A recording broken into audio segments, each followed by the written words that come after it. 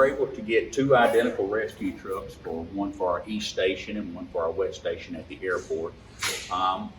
We do most of our calls we do today are EMS calls. So, we wanted something that was economical, feasible to get up some of our tight driveways and things that we have. Sometimes, we need four-wheel drive to get certain places.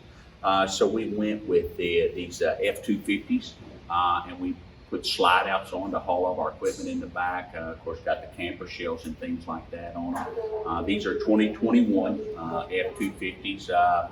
And they are, we're able to save the taxpayers a lot of money by going with something like this rather than a big bulky rescue truck. And yet this does exactly what we need in the county. We offer advanced life support in this area. We're all EMTs, emergency medical technicians, and we also currently have 9 paramedics also as well. So on these units here, we respond anytime there is an ambulance that responds in the county. One of these rescue units will respond to that call with the ambulance personnel to get there first to start treatment or any type of care. So we have, of course, our AEDs, all of our cardiac drugs, things like that. All of our ALS and BLS equipment will be on these trucks.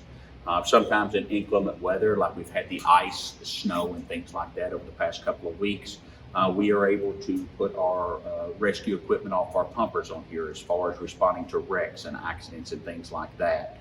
We can put our spreaders, our cutters, basically what people call the jaws of life, are able to be installed on these pieces of equipment as well. Before we were in our port excursions with these new trucks, it allowed us to have a lot more space and able to secure our gear even better from the passenger compartment to where our storage was. We'll go ahead and slide this out for me, Cody.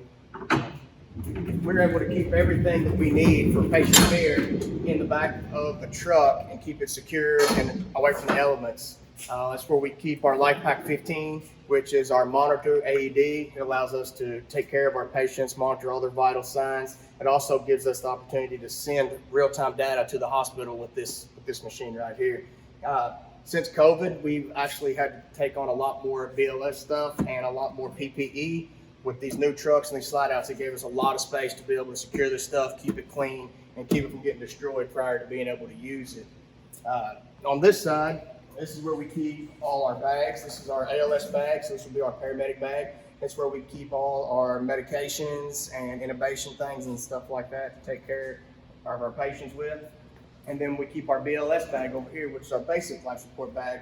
This is where we have stuff to check blood sugar, bag valve masks, things of that nature. And everything stays in here just secured. So as soon as we get to scene, all we have to do is slide this bed out and we have access to all the equipment that we would possibly need at one time. And then extra equipment too. We have extra equipment up there for patients that may have to go to the hospital that don't have a mask. We can offer them those masks. We keep some in stock extra for them.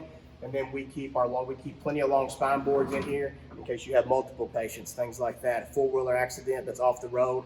Of course, we won't be able to use our big truck, so we would use our rescue truck. With the four-wheel drive, we can get their patients and completely spinal immobilize them there away from the road.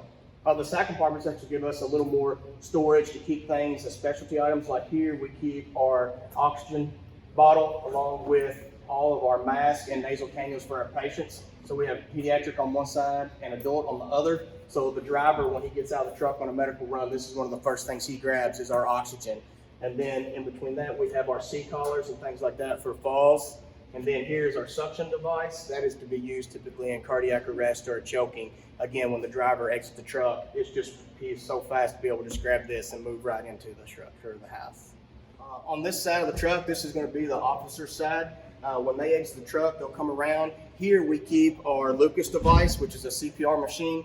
This allows us to put this on a patient and chest compressions are never stopped from that point on. This thing will run for 45 minutes, constantly doing chest compressions without any breaks.